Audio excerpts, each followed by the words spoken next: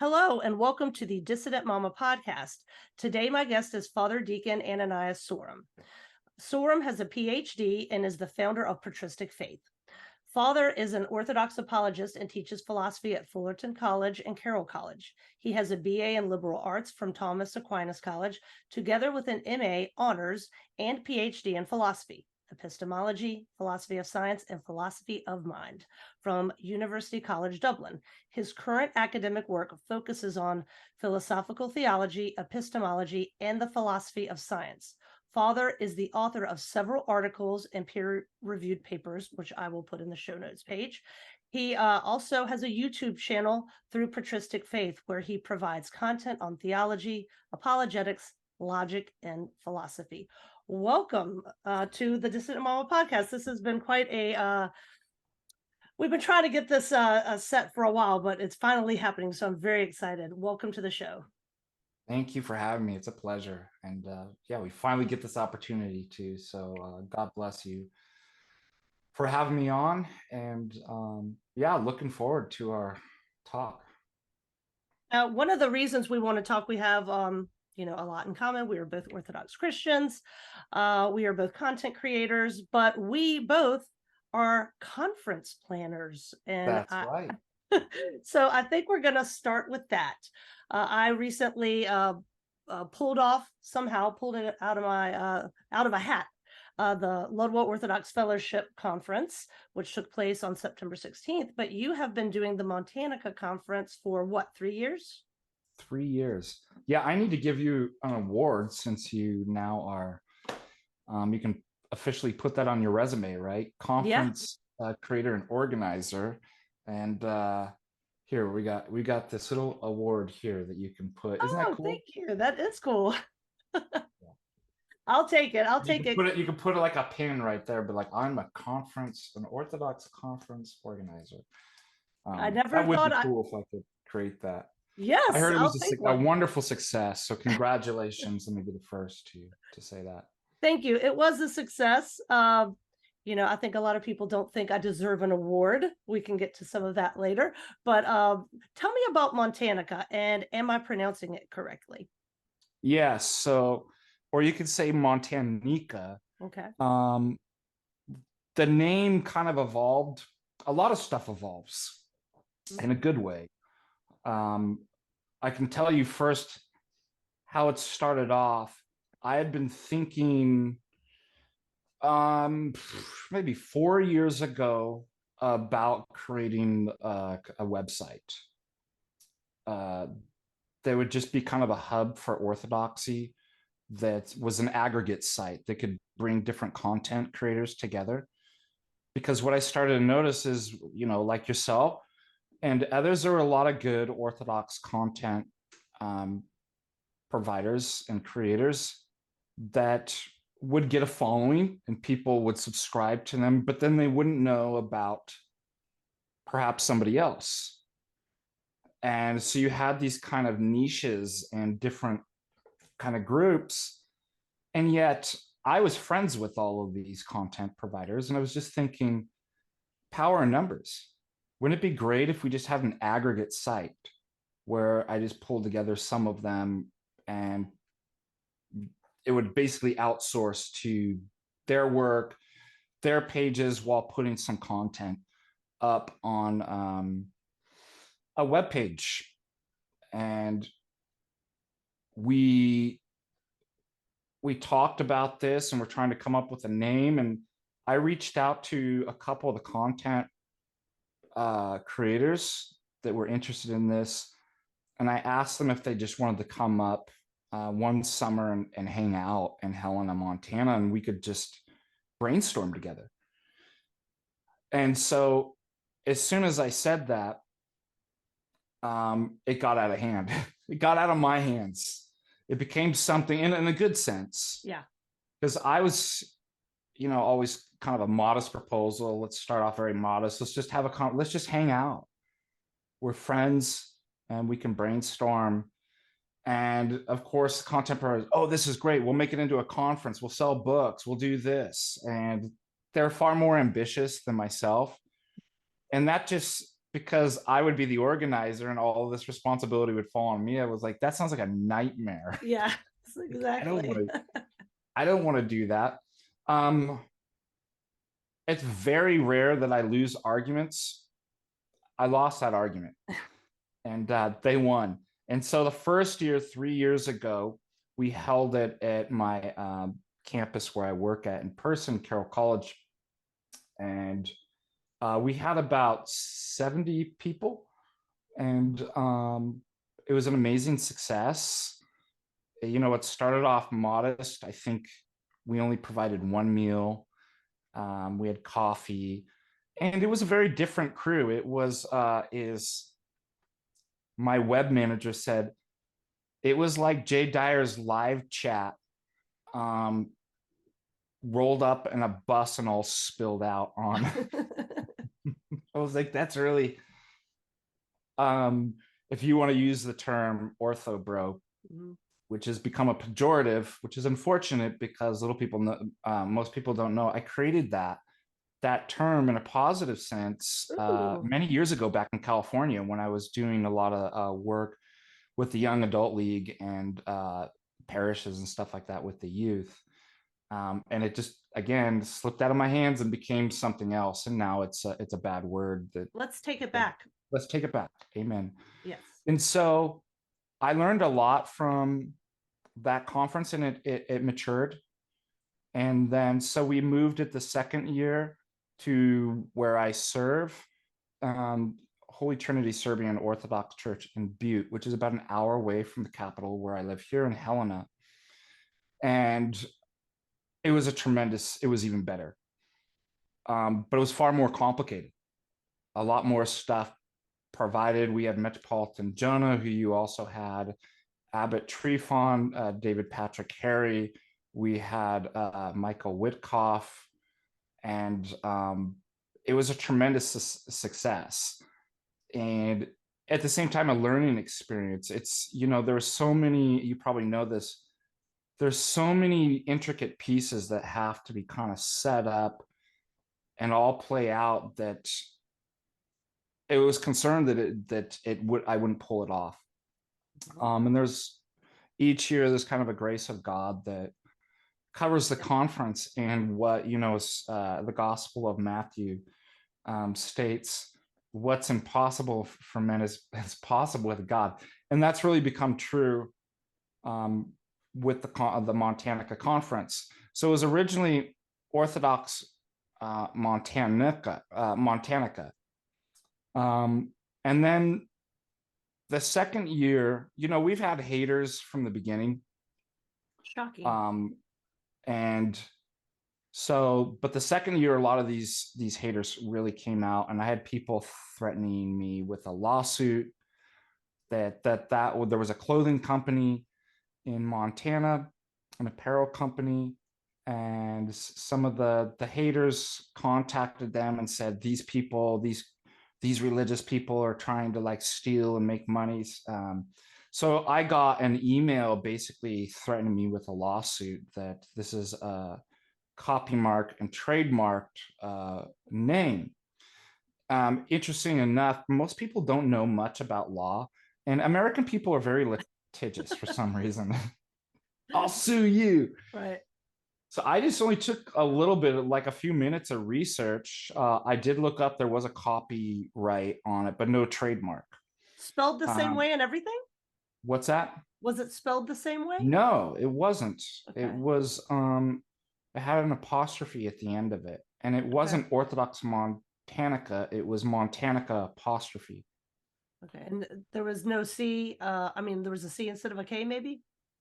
There was a C. I didn't add the K. That's where I'm you know, building up the story. Okay, sorry. To this point.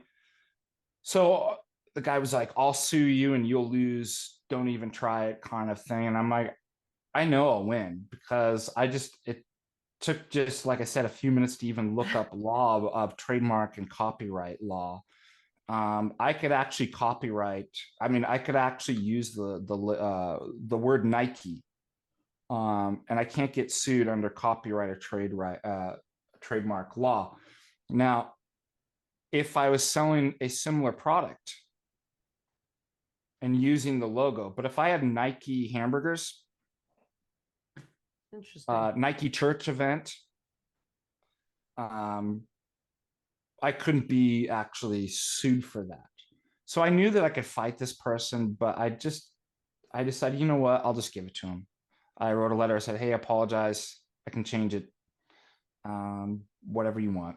You know what I mean? Just try to smooth things over.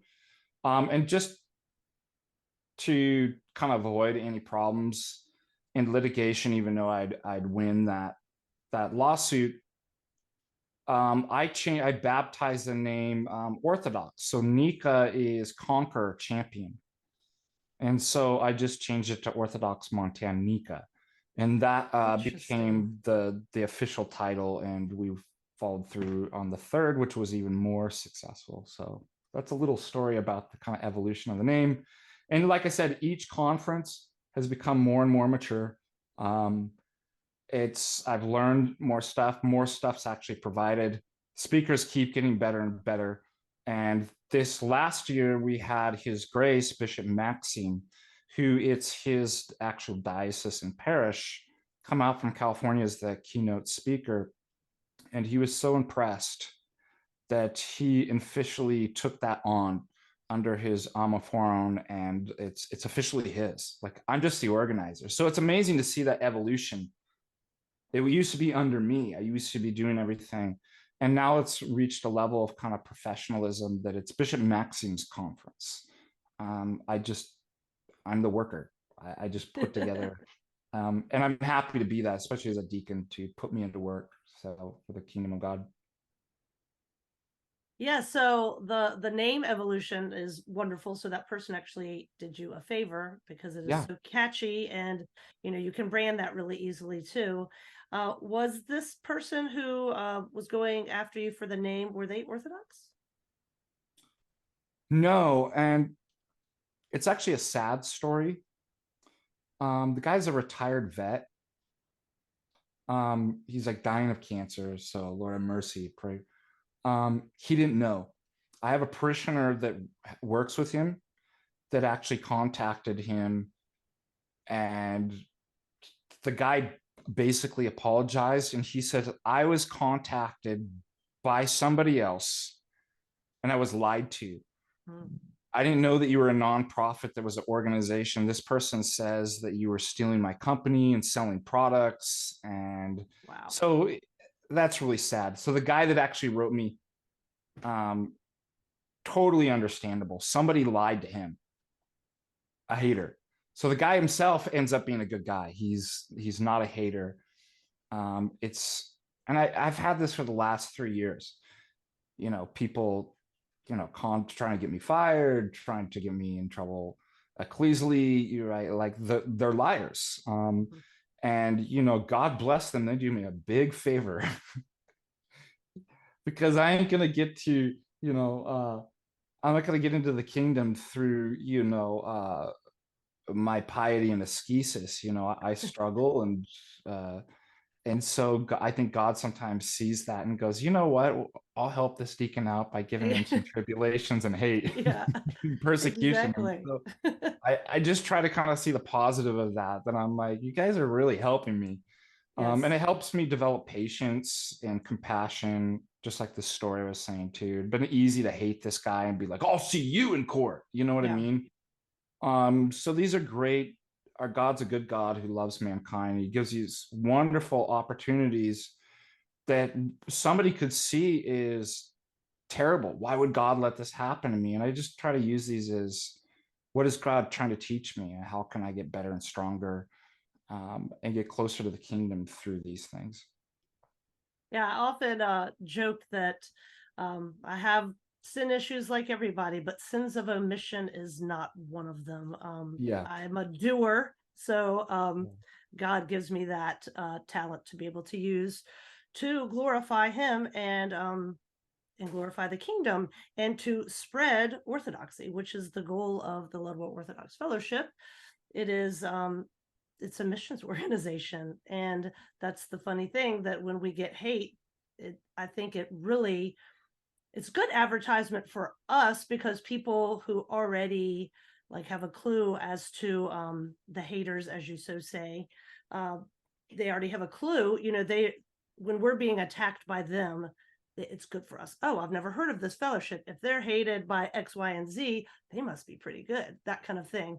So tell me about some of the hate this year. What exactly was going on? Your biggest struggle as far as maybe social media presence, or I don't know, people on the higher ups contacting you about something. I mean, what was your biggest struggle, and then how did you get through it? Um, so we had a gentleman that was in one of our servers, and I learned a big lesson too. A lot of, like I said, all this stuff is great lessons, and I actually talked about this at the men's retreat too. My talk was what was it? Hyperrigidity, orthospurgism, and I'm trying to remember the. Oh, I'll pull it up. It's really funny. It's called the Unholy Trinity, like traps for traps for spiritual progress. And let's see, men's retreat talk here. Hyperdoxy, orthospurgism, and hyperrigidity, traps and pitfalls for our spiritual growth, the Unholy Trinity. Nice. Um, and just working with the youth and being on social media and seeing a lot of these things, especially as clergy. I'm thinking pastorally a lot through. So I know I do apologetics, but I have different ministries and different duties. And when in Rome, I know to do as the Romans do. And so I'm just kind of observing and watching unhealthy kind of patterns and stuff like that. And then also learning from my lack of oversight and particular mistakes that I might made, which was this episode that we had somebody that basically said they were in a grad program in Orthodoxy, didn't tell me that they'd only been Orthodox for a year. Because I would have been like, well, they're a neophyte and you shouldn't be dealing with these deep theological issues, or apologetics. But the gentleman was, had a lot of zeal, and I thought, heck, I could put him to work, and seemed like a good guy, and I even had him. There's times where we need help at Patristic Faith. Just any Orthodox Christian can contribute an article. We obviously have main contributors, but anybody can be a guest contributor. We just review it and make sure that the clergy advisory board approves of it. But sometimes, because of people's schedules, it's really difficult, and we're at a time period where I needed help just reading. I'm like, well, here's somebody that's in grad school or seminary that could give an extra eyes on. And just kind of let me know, hey, this article seems good to me, or I noticed some problems. So I put this gentleman to work or reading. I even published one of his articles. It seemed to be a decent article. And then in one of our servers, I started noticing some unhealthy kind of spiritual and mental issues of and this is with like hyperrigidity, obsessive compulsive. I call it orthospurgism because whether or not the individual actually has Asperger's or not, they mimic certain things to the detriment of themselves and others, especially spiritually. And so there was this hyper focus on this issue about sacramentology, and was taking kind of a Latin Augustinian sacramentology that was not compatible with orthodoxy. And the people on the server were who are actually well educated enough, some of the moderators and administrators, calling this person out. Now, one of the big problems that we often deal with is that most people neither have the qualifications nor the experience of reading theology and philosophy. A lot of these people are new converts. And so if somebody comes in and kind of has displays kind of a confidence in a material, they can severely confuse and mislead inquirers, catechumens, and even Orthodox. And so for us running different servers, for us, in patristic faith, we have a duty to kind of keep an eye and look after the flock and call people out. And we had to call this gentleman out several times that this isn't Orthodox. He just wanted to debate this issue. And basically was told, stop talking about it on the Discord server. Like, you're confusing. And I told him, you can reach out to me. I wasn't going to argue theology with them. I was actually going to talk pastorally that, look, it's a trap of the devil. Like, you need to put this aside, because the devil's going to basically tell you, you know what, you're smart enough. Everybody else has got this wrong, but you can figure this out. I would have told him, put it aside and focus on something else. But he never reached out to me, and eventually got kicked from the server, and basically then started building up kind of resentment and hate, and came out and went exactly the way that we were worried about. He was led into ecumenism, and he started aligning with Fordham, Hyphen Girl, and all these things, and published a hit piece that was full of libel and lies that basically some of the people that I work with, that he basically, I was on the inside in patristic faith, and which is a lie. He wasn't. Like I said, my lack of oversight, I didn't realize that he was young, that he was only 1 year in Orthodoxy. If I knew that, I would have been like, no, you're not going to be. And so I learned, I need to do a better job of kind of doing background checks and kind of following up on people. And so I learned that, but that went all over the internet. It was, I think, published through, you probably know the article that I'm talking about. And what was so sad is, it painted like, this is a cult, and these, they were doxing me, and the gentleman wasn't particularly that negative towards me, but the whole thing was libelous and put us all into kind of one camp. And people started disseminating this without even contacting me. Hey, who is this guy? What happened? Yeah. And that's unfortunate. I saw a bishop post that article. I've seen philosophy professors that I've been to conferences with post that art, and I'm like, you don't even bother calling me? Yeah. I had tons of priests and clergy contact me and be like, hey, what's going on? And I told them the story. And that was really unfortunate. And the reason why is there are certain people that aren't necessarily concerned with the truth. They have presuppositions and a narrative. And it's like confirmation bias. If they see that, why investigate? That's what I need to confirm my bias. And that became really kind of evident. And it's, kind of a revealing. I'm like, that's great. So another great news, what men intend for evil, God intends for good. I'm like, now I know who my enemies are. You're not my friend. You're not my brother. Yes. A brother would have contacted me like the other clergy and priests and be like, hey, what's this I hear about you? Actually, without any investigation, spread a libelous, and now I know who you are. And so that was a really good thing too.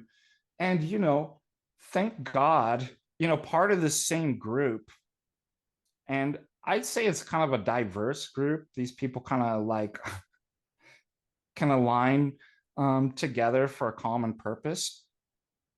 But, they were telling us, telling people, don't go to Orthodox Montanica. it's white supremacist, racist cult formed by the Deacon that wants to um, rebel from all the bishops. It's a radicalized ortho bro movement. And there's some people that were told not to come up here. Some of them were actually even guest speakers that said, you know what? I can do my own investigation. Mm-hmm. I don't actually have to participate in rumors and libel. I'll investigate for myself. And they came and saw, and they were just absolutely blown away. They're like, it's just the opposite. Yeah. It's everything. And that's exactly what Bishop Maxim said. It's everything you would want a community and parish to be.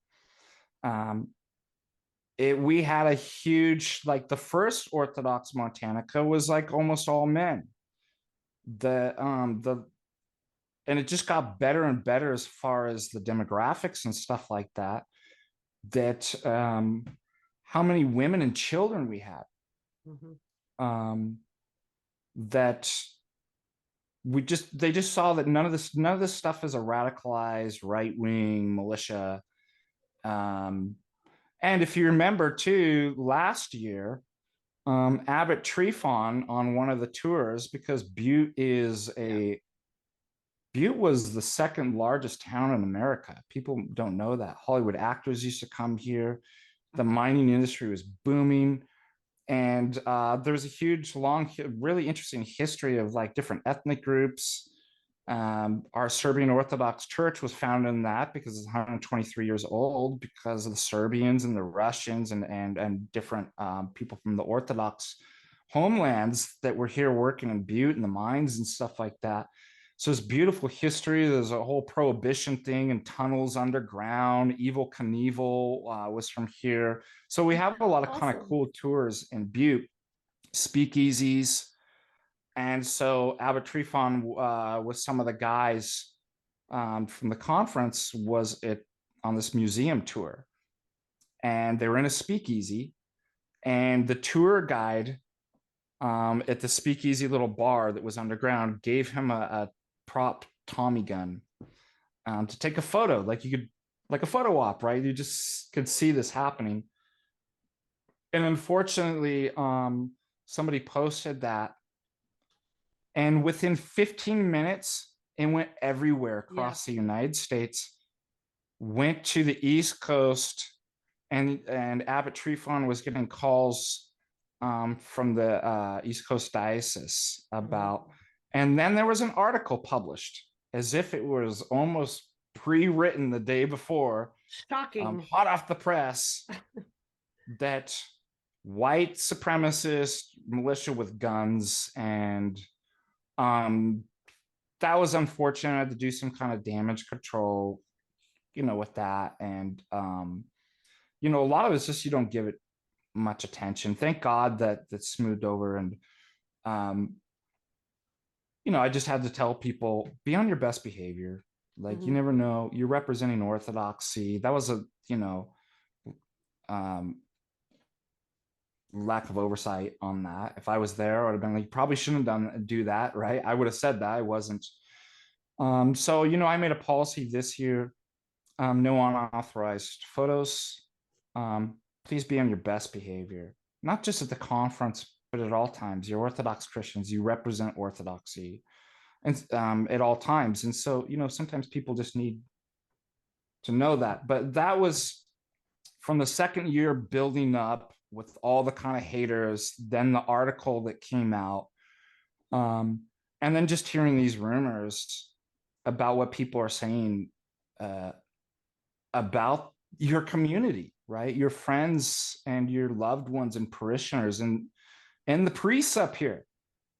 I mean, they were putting all the priests in too. They're all part of it, which is funny because they're always accusing like us of being conspiracy theories, right? But it's like, that's actually a conspiracy. Yeah. Like a dumb conspiracy theory. Like, so all the priests are in on it in Montana.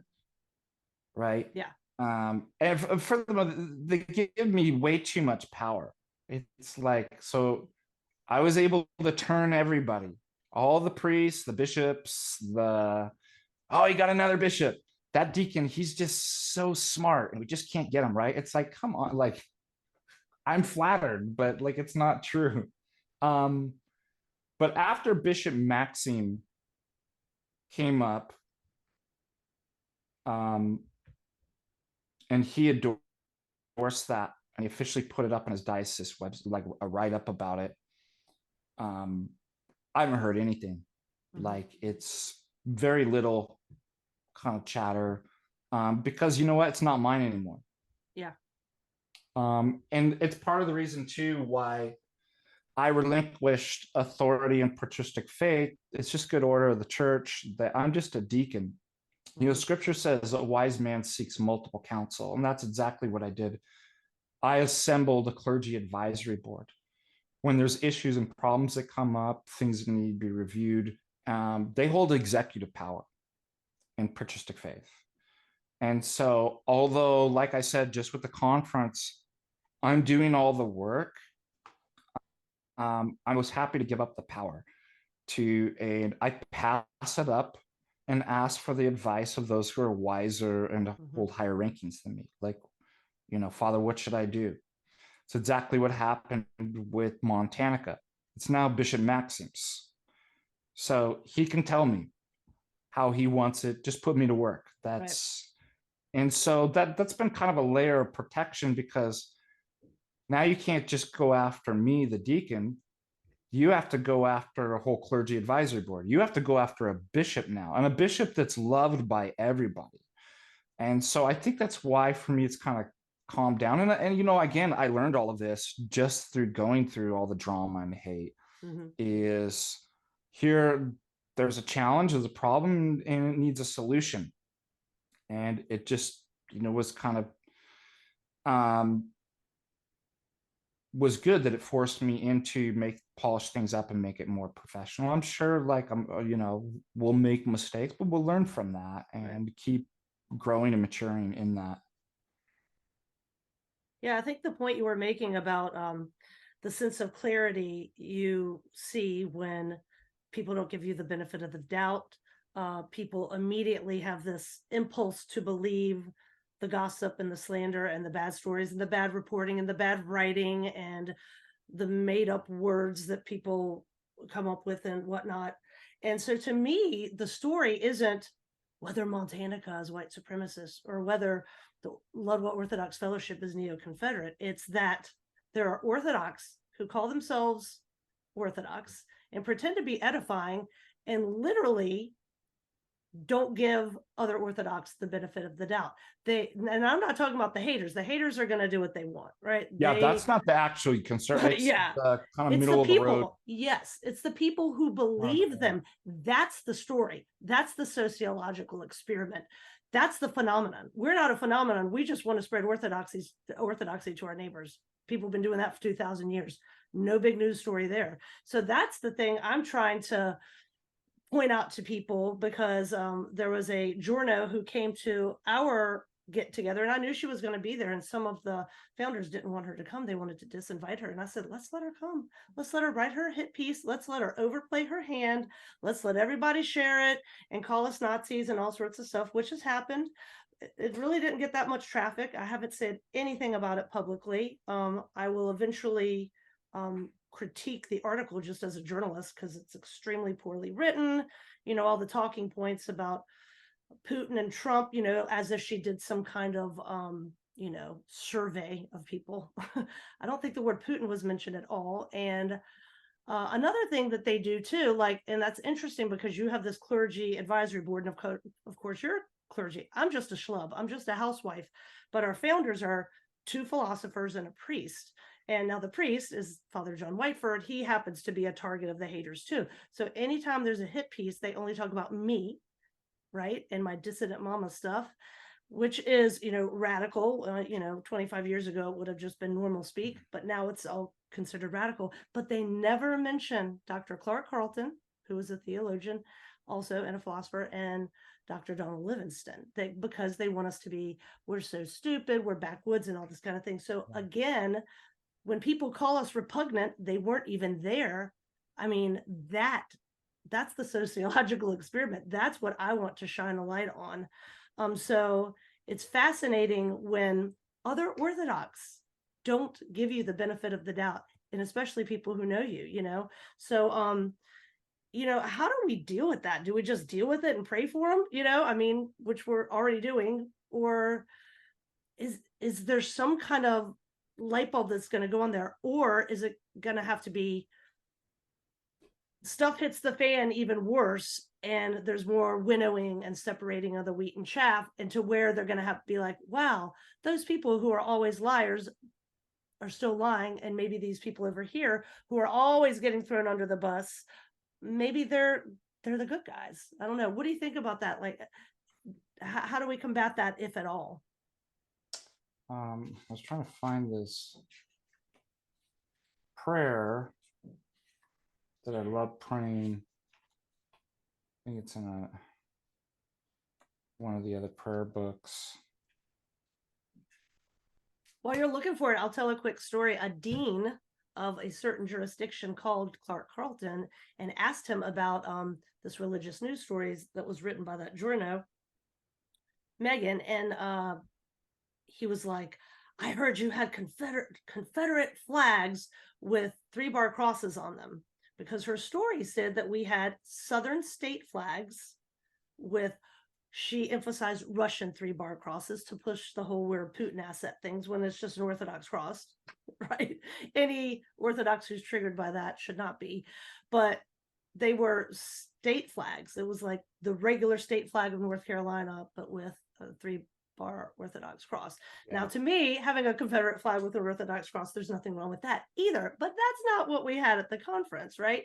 Because that's more like a dissident mama thing, but the fellowship was something else. So instead of this dean, reading the story where it says Southern state flags, he decides to ask questions as if we are, I don't know, burning crosses, wearing white hoods, whatever. So that's just this great example. I'm like, I think that dean owes Dr. Carlton an apology, honestly. Yeah. So I don't think that was a dean. Wow. Yeah.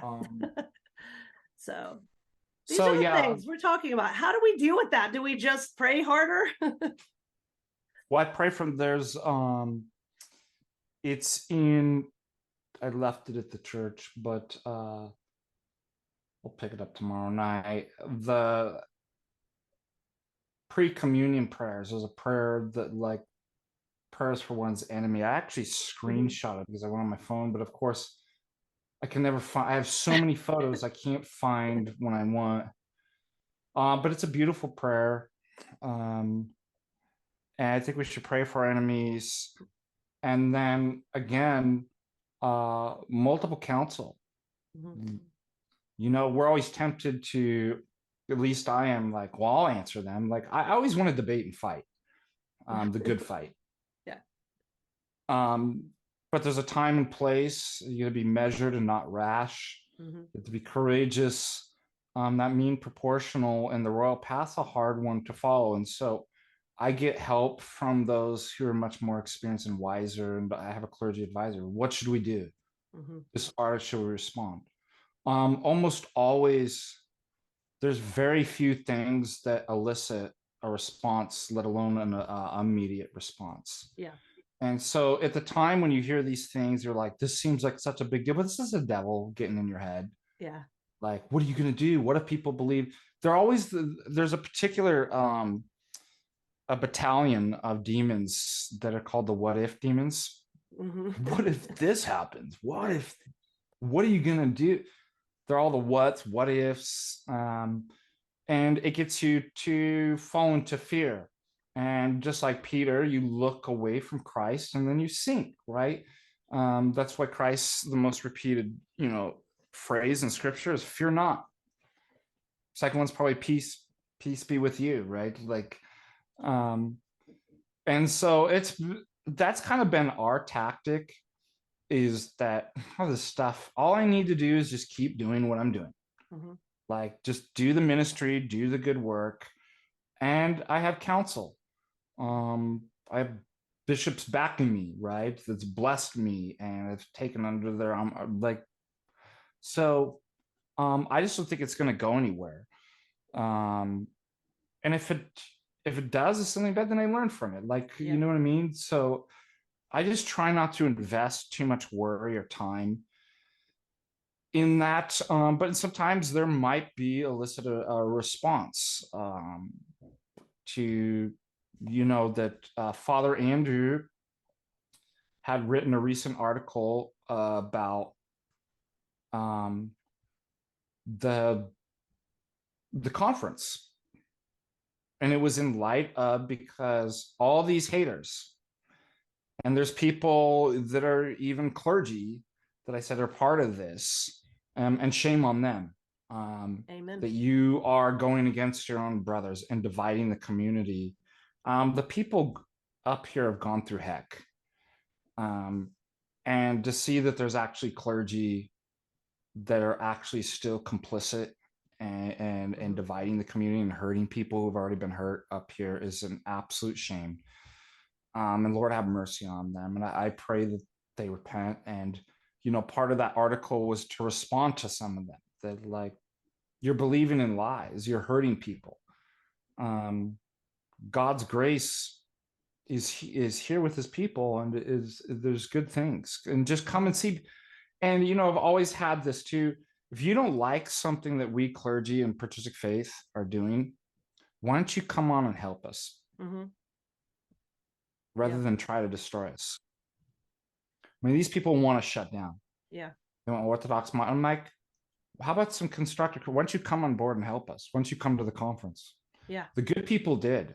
The people who were even skeptical, they came. They saw, like, you know what? Those are lies. Like, this is not what they were saying at all. It's nothing like that. And Father Andrew even wrote an article before, and I think it was published on Orthodox Reflections. I think Orthodox Reflections published it, where he had warned these people and clerics, stop, consider us brothers, stop, help us out. And if you don't, I'll make all this stuff public. And he did. Yeah. Yeah. So sometimes there's a response, you know what I mean, that's required. And that kicked up a hornet's nest. There are people in the clerics and the Orthodox Church, just like, I think they must have called us, but like, he's not going to do anything. It's like, so it's hard, you know what I mean? You have to rely on those who have acquired higher levels of virtue. Yeah. To, like, when to act, like, when do we do something? For the most part, like, again, pray for your enemies and just ignore it, like, and keep doing your good work. And I'm sure the conference itself, our success story was Doctors Livingston and Carlton didn't think anybody would come. Father John and I said, y'all aren't in the orthosphere. We can guarantee at least 50 people, at least 50, and I was a little nervous about that because, yes, there are people that show support, that send me messages that, I talk to face or on social media, but will they have the money to come? Will they have the time off? Will they want to come and brave whatever resistance they may get from someone? And we had to turn people away. We had to turn people away. So that is what keeps me going. And on top of that, not just laity and not just the speakers who came, but we had clergy who attended just as attendees. Bravest people on planet Earth. Bravest people on planet Earth. Yeah. Those are the people who keep me going, that they don't care about the haters. They think we are doing God's work, and we are. And I could see God's hand at work in the planning of this. I think I told you this once before when we chit chatted, but I'm not one of those people who say, oh, I see God's hand at work and this, and that. I honestly don't see it because I'm so blinded by my baggage and, my lack of spiritual maturity. I don't see him but he beat me over the head with this. He's like, hello, I'm in charge. Just relax, Rebecca, And at that point, July was a really hard month. I got mentioned in 2 hit pieces. My husband's godfather called me a white nationalist, all this on social media. This was just in July. And after that, I'm just like, God's in charge of this. And I just kept going. And, that's what you do too. And just doing and not being slowed down by the devil and all these details that we feel are so huge in the moment, but they're really not. I mean, that's how we as Orthodox Christians, just as a person who's only been Orthodox for 6 years, that's how we do it in our day-to-day life. We're not popular. We're on the margins. We're already hated before, wars and all that kind of thing. Christians are going to be hated, and that's nothing new. So that's what keeps me going, is the support and seeing God My to main, happen. yeah, my probably main concern and worry this year was financial. Mhm. It was such a huge success last year, and we had to cut it off, like you did. There's just we didn't have fire code restrictions, so we can only have like 150, 160 in the hall. And that's not including the parishioners that come for the services and stuff like that. And so I was like, well, it's going to be even bigger next year. And I started earlier this year, and it started off really slow. I wasn't getting any numbers. Yeah. We started writing the people who on the mailing list and the people who attended last year. Majority of them weren't going to come back. Oh man. And it wasn't because of the quality of, but basically, both people's financials. It's unlike being in a place that's closer to a lot of the other cities and states. It's hard. Montana's remote. Flights are expensive. And so I think people probably think of it more like a pilgrimage. So, Yeah. a lot of parishes each year, they do a pilgrimage somewhere. Now, parishioners might choose, I could go on one of those. I could save up money and go on. Could they do it every year? Probably not. Mhm. And I kind of started figuring that's probably what's going on here, is that I spent a lot of money last year. I just can't afford, and I got a lot of responses. They were saying so much, like, I just can't do it this year, which is, was interesting data for me. And then there were just other things, people had moved or had jobs and stuff like that. And so I just wasn't getting the numbers. Now, the thing is, because this isn't through the church fund, this is all my funds that I have to put up. So I have to fly all the speakers out, which is really expensive. And we had 5 or 6 speakers. And the average cost of flights are, $600 to $1,200. Wow. And then I had to purchase all the food. I had to hire audio video. Like, there's a lot of expenses, not to include, also in like plates and set, all those kinds of things. Alcohol, which was a new addition this year, went really well, by the way. Had a Good. local, Conviviality. This is good. yeah, but it was like, this is all my money. I like, what happens if like people don't buy tickets? Yeah. Nobody's gonna bail me out. I'm gonna be like, oh, that Deacon, man, he did some crazy awesome conferences. Where is he now? Well, he's living out of a garbage can now. Yeah. He's homeless because he exhausted all his funds. But again, this was just a demonic temptation, Yeah. whispering in my ear that, like, what if you this is your money, like, that's just not right, and I was just like, what, God will take care of it. And he did. We broke even, and it was an absolute success. but that was kind of a concern for me. And in terms of kind of marketing too, and just figuring out like, what do I do in challenges like this? How do I now the upshot of that, what was really good is we got a new and different type of crowd. Yeah. That was cool.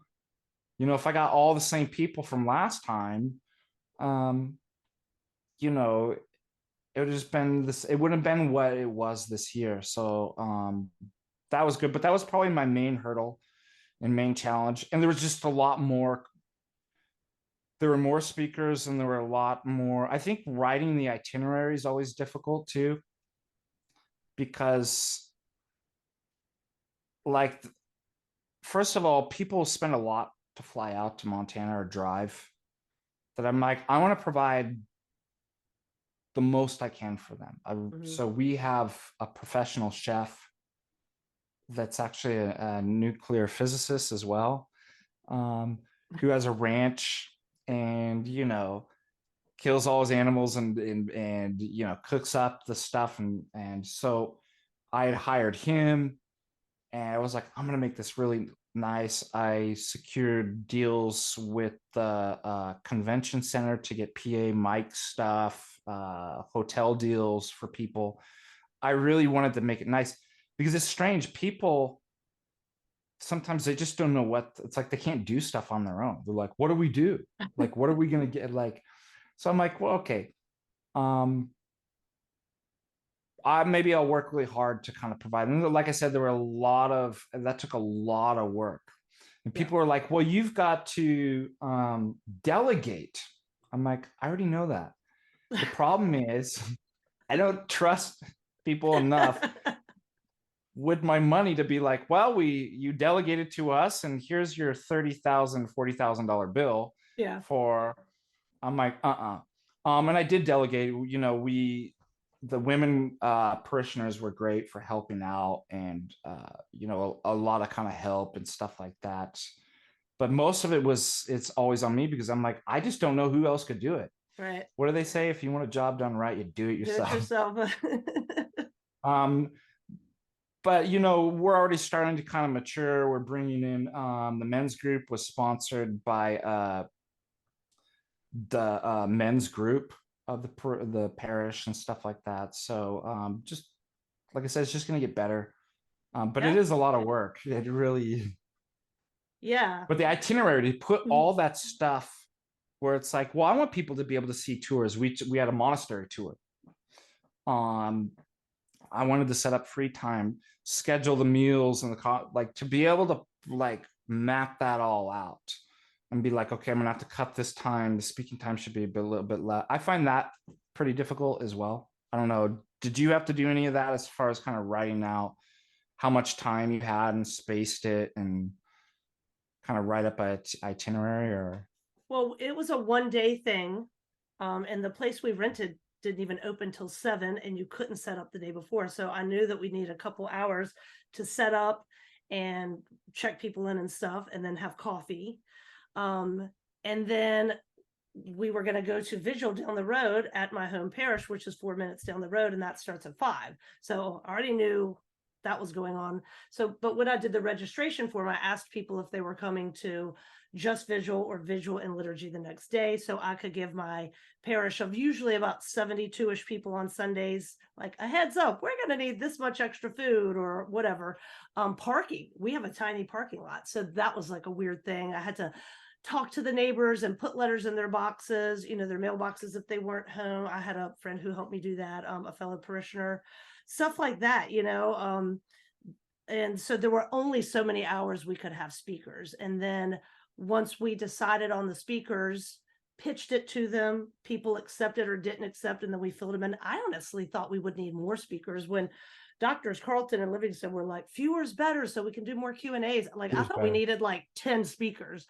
And that was one thing. I lost that battle because I was like, y'all are crazy. We need way more speakers to fill 6 hours of time. And they're like, people like talking. Don't try to cut them off. You know, if Metropolitan Jonah comes, he's going to talk for 45 minutes, you know, that kind of thing. So they kind of, once we had the speakers, they figured out who was going to speak when. But there were a lot of moving pieces, a person who could come and then couldn't come, that type of thing. But ours was just a one day, but because it was such a success, all the other founders want to do a multiple day one next time. But there will be more people planning it next time. I mean, I'll be a part of it, but this was pretty much, I mean, not to toot my own horn, but it was a one woman show because it's near my parish. I'm the one who was like putting my name and reputation on the line with the other founders. Like, we're going to do this. And Father John, even though he had my back, I mean, he's in Spring, Texas. He couldn't really help out that much. I'm the one who's like, we need local barbecue. We need this, we need that. We need this gift bag and we need that kind of coffee, whatever, that kind of thing. So, yeah, I did it and it almost killed me and my family. They are saints because of dealing with me. I had a few meltdowns along the way, but I mean, looking back now, it was great fun and it couldn't have turned out any better. But we have volunteers too. So like our AV people are volunteers and everybody keeps hassling me. Where are the videos? We saw y'all recording. I'm like, they're volunteers. They have families. They're coming, y'all. Yeah. So it's actually, again, working out as a blessing because now people are getting so amped up. Like if we had already released the videos, we'd be done, but we're going to like sprinkle them out, do them speaker at a time. We still have videos to be released. Really? Well, yeah. So all the conference attendees got the videos. And then I sent out, and they could do whatever they want with each speaker then gets all the videos and they can do whatever they want with their own video. It's like, you want to sell your video? Yeah. You want to put up for free? Sure. I only, because I pay for it, I own the exclusive rights, but I have permission to be like, for your video, you can do whatever you want. I give you the blessing of you. And then the Order of Saint Holy Martyr of St. George, they did clips for their to promote their order that they own the exclusive rights to, but then I have their blessing I can upload those and also promote. So there's kind of a mutual kind of agreement and benefit and stuff like that. And they did a great one. I can't wait to see the other small clips. They did put some great music. And so, we still have stuff to release. I probably will put up the entire conference in a package and sell it for like a discounted price for people that want to. Like beginning to end, no edits, like the whole thing? No, the thing's edited with like cool like logos that pop up and because we had the raw footage and then we wanted to bring up the quality. So, and that took a little time to do the edits and put the different stuff and then separate. But I think what I'll do is talking to my web manager. I'm like, let's put that up. Yeah. Just as a package, like, and we'll have to figure out what the cost of that should be, but like people can attend. It's like for a small fee, you can watch the videos, and that'll go back into Patricia Faith Ministry and Orthodox Montanica, for the future events and stuff like that to help our ministry. What was the other thing I was going to say with? I was going to ask you a question. We were up so late in fellowship so early. So early, but we had morning prayers every morning. And then back to back speakers and meals and then tours and stuff like that I should have been exhausted. And I was running on adrenaline. I don't know if you were, until it's over. As soon as like everybody's leaving, I'm like, I think I need somebody to drive me home. I'm like, I don't know if I can drive back home. I'm so tired. And that I found was like, every year was like that. People are like, oh, you must be exhausted. I'm like, no, I'm high on endorphins and energy and coffee. And like, by the grace of God,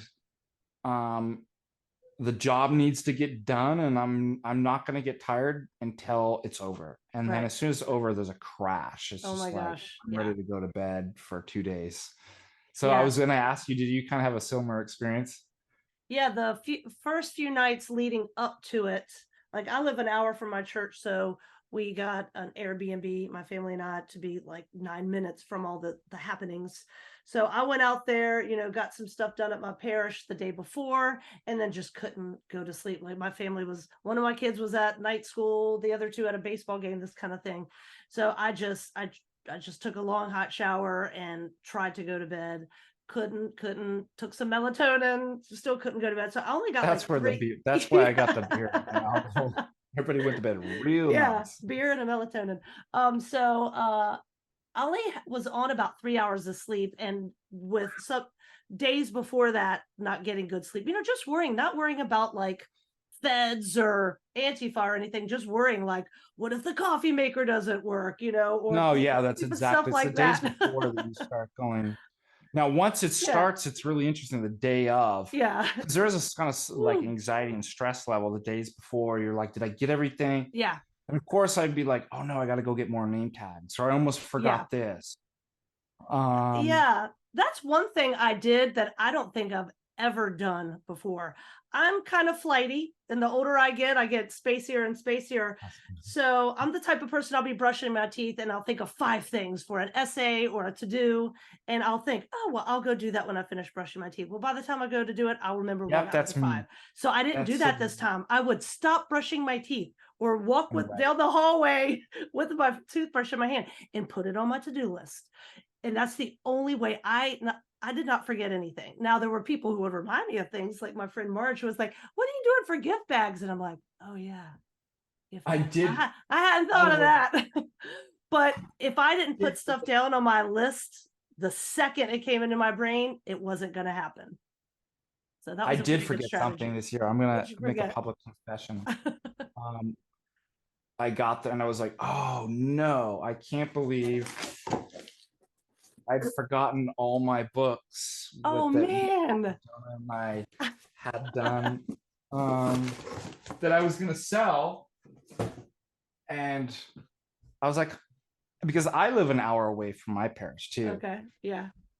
And I'm like, and I just picked up, like I said, I with one of the, what's great is that our capital here, the capital proper, there's like suburbs that go out, but the capital proper here is only 30,000 people. Oh wow. Isn't that crazy? Yeah. And so, I work at the college here. I'm like the only Orthodox clergy member in Helena. So everybody knows me. And like, I really like that small town. We can talk Hmm. about too, like, um, the similarities Yeah. between Montana, that's a northern state, in the South. In fact, they often call Montana the South of the North. There's a lot of similarities, and even a history too, like the carpetbaggers driving out Southerners and them taking refuge in Montana. So there's a really interesting history. So life's very similar, but I like that small town. Yeah. I know my neighbors, and I do things for them, and they reciprocate and do things for me. And there's a kind of love and community that I really appreciate. And one of those was, um, is I like being friends with the local brewers. We That's a have in our cool thing. small town of 30,000, seven brewers, seven breweries. Wow. I know, yeah. So alcohol is really important in Montana. And so I just went to one of the brewers to get a keg to take down to of stout, of Irish stout, don't you know? Um, down to Butte for the conference. And I'm like, when I realized, I'm like, I forgot my books. And I'm like, I can't drive Okay. back. I can't Yeah. drive back with Yeah. this. I'm setting up. And so that was the one thing that I forgot was my book that I should say our book, because we're Metropolitan Jonah, we have Father Alexander Webster, and Dr. Irene and Father Peter Hears, all of us contributing to that. But I always like at the conferences to bring that and sign a copy. And wouldn't you know, I forgot. I will link to that in the show notes, and everybody listening to this must buy his book so he doesn't feel so bad about spacing on that. Yeah. Yeah, but the endorphins, I was just going to say that day, I mean, running around, getting things done, people volunteering to help. I mean, not just my friends, but like people who had paid to be there, like mopping and wiping off counters. And I'm like, who are you? Angels straight from heaven, that kind of thing. But I could not speak very well. I'm a much better writer than I am a speaker, even on 10 hours of sleep. But I just kept telling people 3 hours of sleep. So if I sounded crazy, like I sounded like I'd been drinking wine or something, like at 10 in the morning, I was just like 3 hours sleep, but everybody gave me grace. So it was all good. They knew what I'd been going through. But yeah, it's like running a marathon or something. Yeah. It felt good. Yeah. I probably won't do 2 conferences back to back. That was a bit too much. Yeah, tell people about that. You had Montanica in June, and then you had a men's conference in August. Yeah, so the way that happened is That's that crazy. Metropolitan Jonah and Abbott Tree Farm were so happy with the success of last year. And they really have, a strong connection, especially to, I'd say myself too, to the kind of Z generation young guys and stuff like that. That's why I've worked a lot with that. But they do as well. And they were so excited. They were like, next year, let's do an all men's retreat. And I was just like, well, I was thinking in my mind, I'm like, that's not really fair. I'm like, what about all the women that want to come? And the women parishioners, they would be excluded. And like, I couldn't do it. I couldn't get myself to actually, as much as that sounded awesome, I'm like, I couldn't do it to the exclusion of the parishioners. And so that's when I came up with the idea of killing 2 birds with 1 stone, is that we'll just do 2 conferences. We'll have a men's retreat. It'll be very different.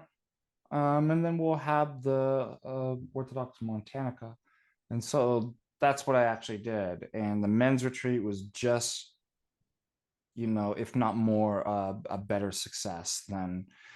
And the men's retreat was really interesting. It actually required less planning because they're men. I'm like, you know what? They don't even need to sleep anymore. They don't need a gift bag. Yeah. All you need is beer. Right. That's all they had to do for. I'm like, we don't even know what the topics are going to be. As long as we provide the beer and alcohol and food, men need very little, right? Simple. Yeah, like because at the Montanica conference, like I had it all decorated and like set, you know what I mean, with what am I blanking, the centerpieces for the tables, and made it look like really nice. Wow. And that's what I do for women, right? I make things look nice. For men, rough and tough, right? Yeah. Mine was more catered to men. I had some mechanical pencils in the middle of each table. That was in case people wanted to write stuff down. I didn't even give them paper. I figured, people will probably be doing stuff on their phone anyway. But I did throw out a few mechanical pencils. It did help that the place we rented, they were like nothing on the walls. They were like, it was a great place. It was next to nothing. It was the community center in Tobaccoville, where my parish is, but it was bare bones. So, and we had to clean up in an hour too. So I'm like, I can't have stuff all over the place. But yeah, mechanical pencils was my decor. And the flags, the triggering flags that were on the sign-in table. Yeah. Well, I knew that was going to happen, right? I'm like, Southern's going to fly their flags, and then people are going to get upset. Well, we exist. That kind of triggers people, but we ain't going anywhere. Well, tell me a little bit about like the localist angle of Montanica and community and building connections. Hyphen Girl would call that the spirit of radicalism, but this is like people you meet online, and then you want to bring them out for in real life for in real life Yeah. dialogue and talking. And like the Q&As, the other founders aren't sure if they want to release the Q&As to everybody, but to me, the first thing I said after the conference was over, I was like, let's just do 6 hours of Q&As next year. They were so riveting. There was just enough like rhetorical sparring and differences between the speakers because we're not all carbon copies of each other. It was fascinating. But tell me about these connections and why you think it's important in the localist aspect of it too.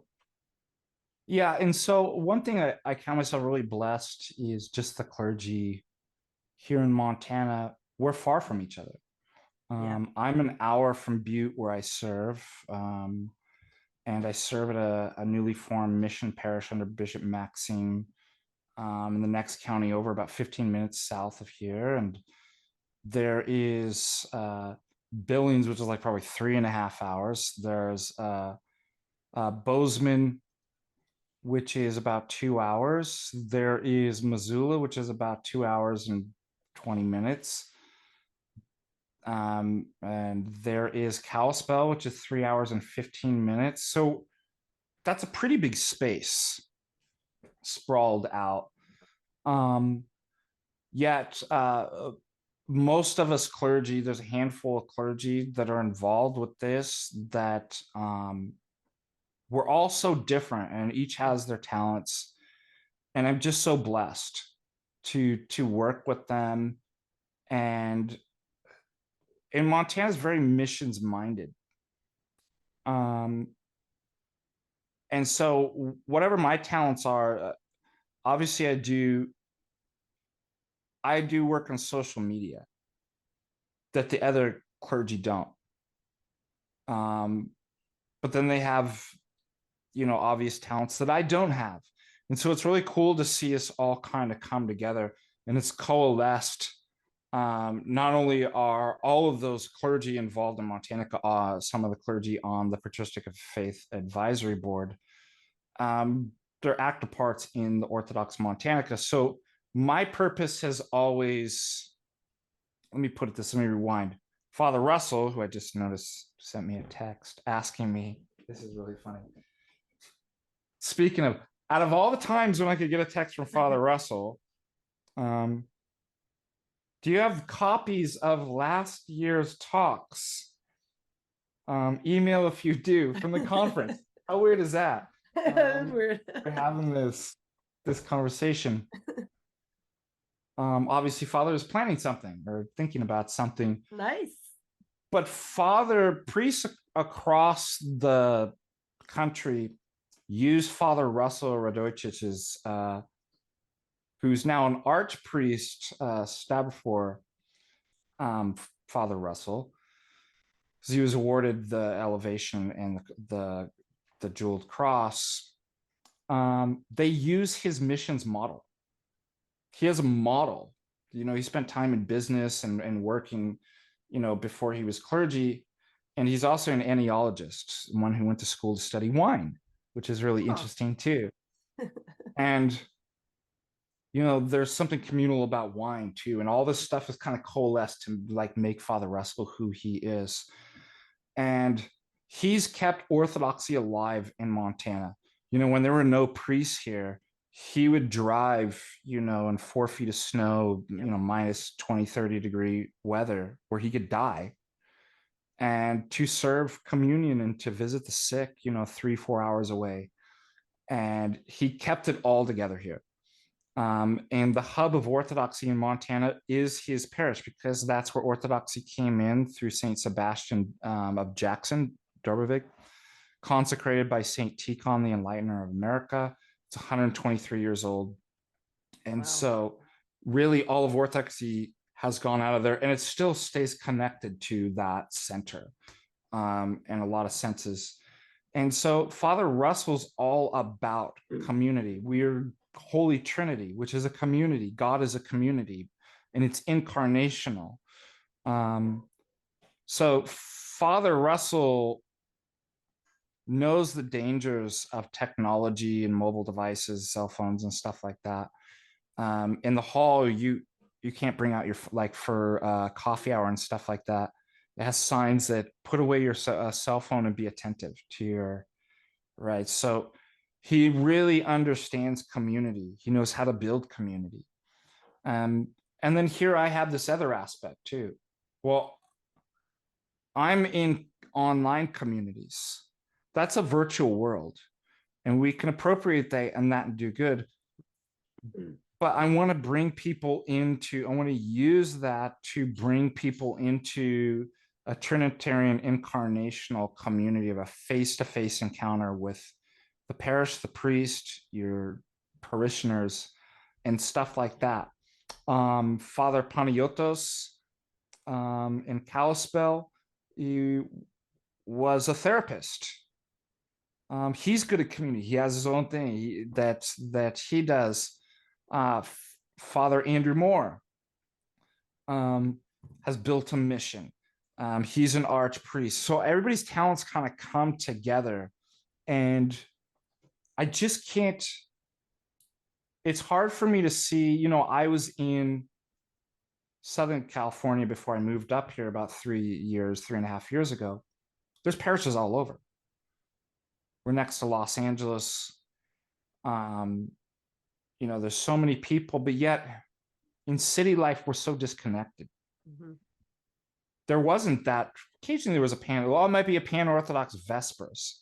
I really worked hard working with Young Adults League and the Serbian. I think they did something called Form at the cathedral, but it was really hard. The environment made it very difficult, even though there's so much there. Montana presents kind of, because of the expanse of land and the way that communities just kind of naturally form here, is kind of stronger bonds. It's just ripe for Orthodox growth. And the distances actually bring us together. It means something. As Father Russell says, sometimes I have to drive and I'm worried about the roads getting down. People die in fact, I have a little kind of contest I play with a friend.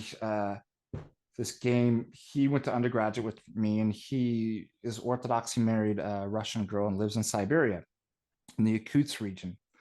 So we play this game of who has the colder weather going to church. And I won this year. I got minus 40, minus 40 degrees Fahrenheit. And I was realizing that now in Montana, as soon as you leave the city, you have no cell phone reception. And so if my car were to break down, and it could, especially at minus 40, because I could hear the car was like, zzz, and I'm like, those weird noises. And it's a brand new car. And I'm like, wow. If I break down, I've got probably a good 10, 15 minutes before I'm dead. Yeah. And I'm like, but you know what? That makes going to church mean something, right? Right. If I die, you could all say, well, he died doing what he loved. That's he right. was on the way to liturgy, and he froze to death. And you could have this wonderful kind of mythology and story that develops. But it's really true. The distances, the fact that it's harsh, it builds character. It builds, forces us to come together as a community. And I really like that. And it's still the Wild West out here. Mm-hmm. Like modernity hasn't, broken in too much. The modern lifestyles, and certainly city life, our largest city is probably Billings, and I think that's 250,000. So we know that we want people to experience that.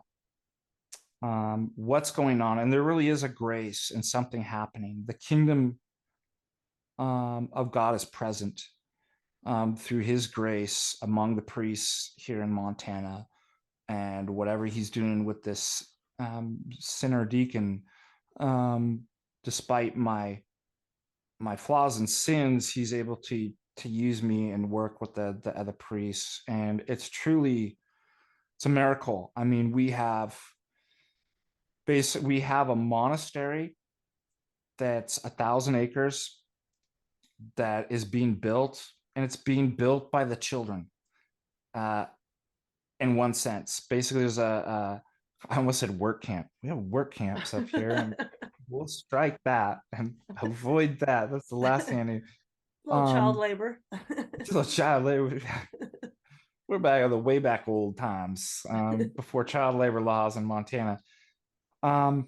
But they're camps in which the kids come to the monastery from all over different states, and they fellowship and they worship, and then they work, and they pick all the rocks individually, and those rocks go into building the monastic cells. Wow. Their hands, the child's hands, you must become like a child to enter the kingdom. They're building the kingdom in a monastery and on 1,000 acres, and it's open for the taking.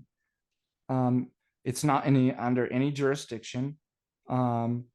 If Abbot and his monks wanted to come there, they could actually take that. And that's just one opportunity. There's other people that have properties and homesteads throughout Montana that are building chapels, planning for women's monasteries and different stuff like that. So we're really excited, and we want people to come up in. There's no way to explain it. Father Turbo, when he came up, and him and I were walking through the monasteries and talking, and he's like, Father Deacon, I don't want to. He's like, how do I put this?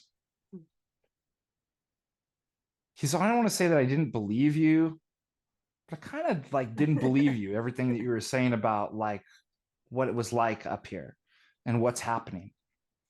He's like, I know you're a philosopher and you're good at these words. He's like, maybe I thought you were hyping it up. He's like, there are no words to describe. It's like the closest thing to heaven on it. And I'm like, I know. I'm like, you've got to come and experience. And people can be a part of that. Somebody asked, are you trying to get people to move up here? And I'm like, well, it's not a primary intention, but obviously, if you have good Orthodox people, don't you want them around you? Yeah. Don't you want them to be part of like a good project? It's like, if you want to, we'd be happy to put you to work and be part of the community. If not, take these ideas and plant them in your own state, in your own city. Take this template, which is what Father Russell already started with how he develops missions. People liked it so much that the priests took that, and they're planting missions in Texas and Arizona, and all these different states based on his model. So Orthodox Montanica, we really can't put it in words. You have to come and experience, come taste and see that the Lord is good.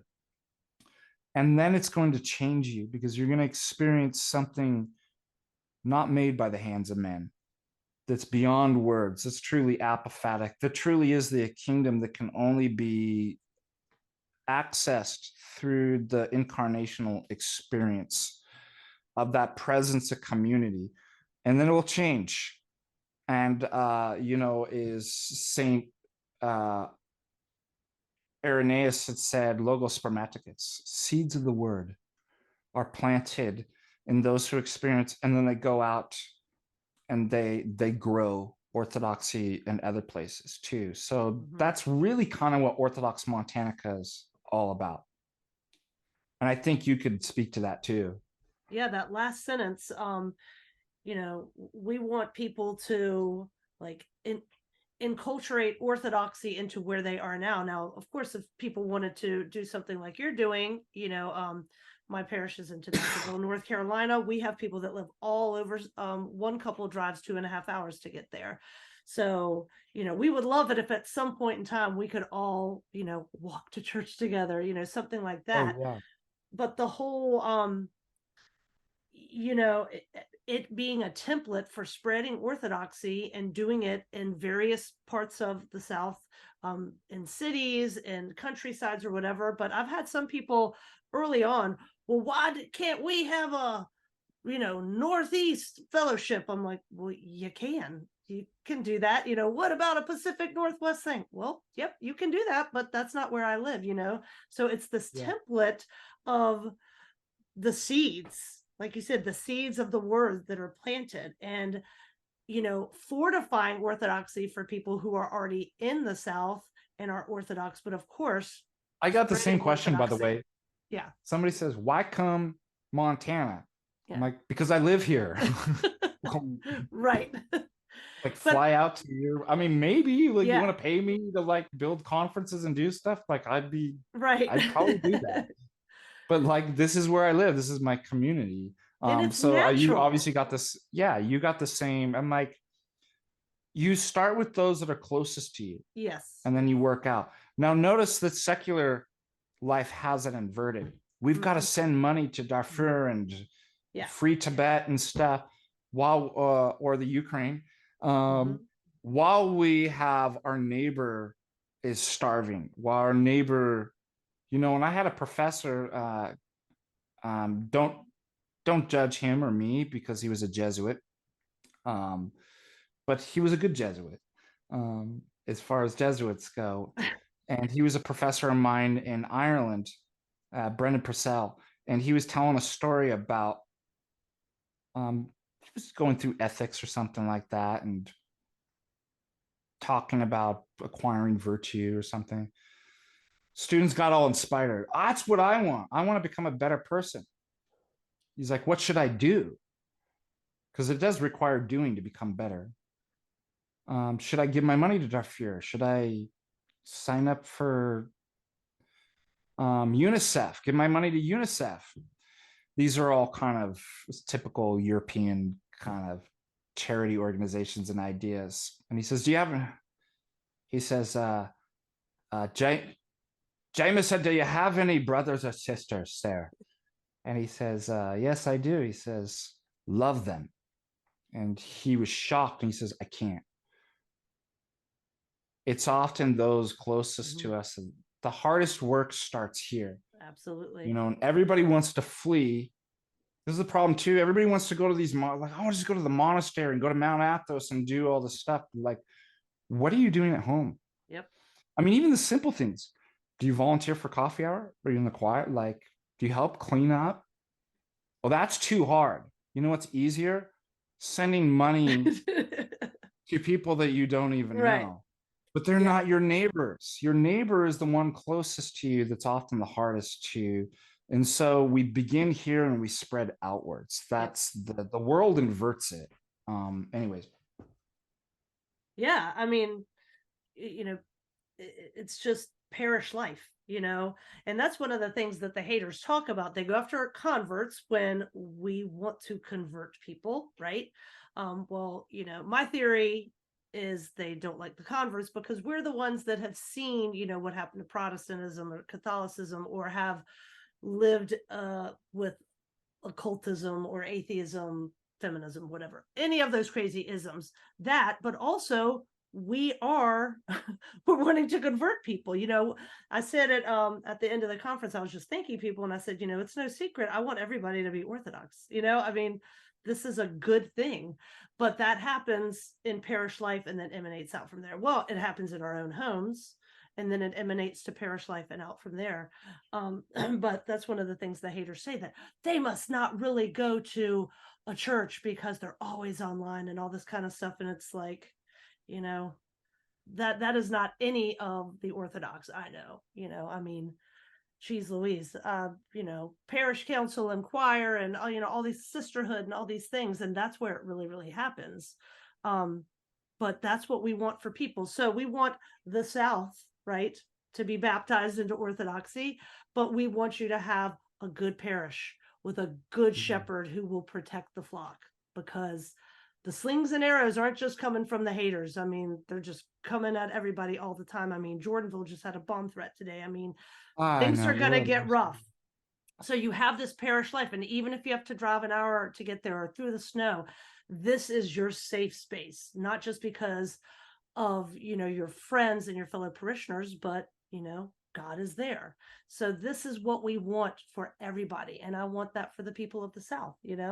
And there's nothing wrong with that. It's beautiful. And you want that for the people of Montana, or for people to move there to Montana from wherever they are. And it's just a beautiful, I mean, what could be any more beautiful and true and good than that? Yeah. And I know, the parallels between the South and Montana too is that uh, Montanans have a real connection to the land. Yep. Um, and I brought this up with Dr. Philip Mamalakis because he brought up environmentalism. He was like, "What doesn't have to be a left or right?" And often the right things put in the wrong paradigms become broken and wrong. Um, like just the very idea of like what love is in the wrong religion or paradigm, it's incorrect. Obviously, as Orthodox, we transcend politics and left and right paradigms, and we have the correct understanding of the environment. And I saw that there's something very orthodox environmentalism of Montana. And it was interesting because why? We live with we're not removed from the land. We live with the animals, right? We live with the community. We're in danger. When I'm out hiking and there's more grizzlies where I fish and hike, um, anywhere in the United States apart from Alaska and Yellowstone. We had a California lady got a guy just got attacked, two guys just attacked, and down by Bozeman, but it connects you to the land, and so you have an appreciation and a healthy stewardship of. Dr. Philip Mamalak says, but that's ironic saying that you're saying this while one of the greatest environmental disasters was right behind you. It's known as the Berkeley Pit in Butte. And I didn't think about saying this at the time, but until I left, and I was like, you know what? Outside money. It's not the money that came in and built that is not Montana money. Yep. In fact, Montana has a law. It's a great law. It's illegal to receive for political campaigns any outside money outside of Montana. That's great. And we need more. Keep Montana, Montana. Mm-hmm. Some people have bumper stickers. Don't California my Montana. Yeah. And these sorts of things. And so, but that connection to the land and the stewardship of the Eucharistic, that we work the land and we give back, that is the correct kind of environmentalism. And so I think the very geography and the people that were raised and brought up here it's like it's orthodox, like it's the perfect place for. And I know the South has that connection to the land, and the people too, that's very similar too. It's like these are great places to be baptized Orthodox because they're already halfway there. Right. Well, when you start talking about agrarianism, people are like, "Oh, you want to bring back slavery?" And it's so ridiculous. No, it's the agrarian. Just child slavery and child labor. That's all I mean, that's one of the things that I've written about before, but I just stole this idea from the fugitives, the Southern agrarians that wrote it. Vanderbilt back in the 1920s and 30s wrote, "I'll take my stand." One of the things is, when you are tied to the land, you can't ignore God. It's going to be dark outside. You can't put a spotlight over your 50 acres, right? When it rains, you may want it to be dry, et cetera, et cetera. Seasons happen. But in a factory that is man controlled, you can have the lights on all the time. You can have busy worker bees doing their industrial capitalist dance for your factory all day long. Whereas an agrarian based society, you can't ignore God because of nature, So it's one of those things that is this orthodox ethos. And you want to be a good steward if you're growing things and you have animals there and you're selling the products and eating the meat and all these types of things. So I mean, I'm sure there may even be more farmers. I'd like to know the like real farmers, not like corporate farmers, versus like North Carolina where I live versus Montana. Montana might have more per capita because there's a lot of people here we have a farm lot anymore. I don't even know if there is any big factory farming. There's misconceptions about what that is anyways. But all I see is local farms. Yeah, that's great. In fact, like I just bought this huge stand-up freezer, And we get all our local sort of grass-fed, grass-finished beef, pork, eggs from a local. It's called Double X Bar, and then there's also what is it? Salt. Oh, Mannix. Mannix Beef is another. We have tons of local farmers, and then what's really nice about that, the money's put back into our own economy. Yeah. Which is really good. So we like to help out, and that's really kind of a Montana thing too, as well, is reinvest back into Montana, help your neighbors. Yep. The other thing I was thinking that's good too about the agrarian lifestyle, and we do see that there are problems online, us clergy, with the youth, especially the Z generation. And I'm Generation X, and so I transcend all problems of generations as being a Generation X. That's what we're known for. The one that does, no, I'm kidding. But we didn't get internet kind of introduced until way late. Yeah. I'm a Gen Xer too. Yeah, video games didn't come in, and they weren't kind of all pervasive until I was like in 5th or 6th grade. No cell phones. We had beepers, and you had to go on the TVs. You actually had to flip through in the radio. I was just talking to somebody. I'm like, I mean, the big deal, if you remember when the Discman came out, Sony Discman, like CDs and stuff like that. And I was just thinking, I'm like, nobody even has CDs anymore. Right. It's like digital.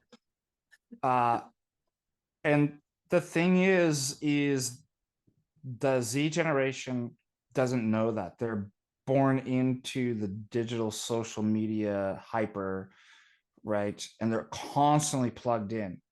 The virtual world has become the real world for them, and the real world has become the virtual. It's been all inverted. And there's a lot of problems that occur for that.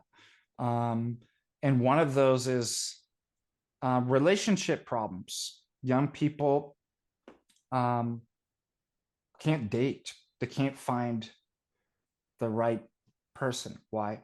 Because they spend all their time in a virtual world, and not they're addicted to pornography.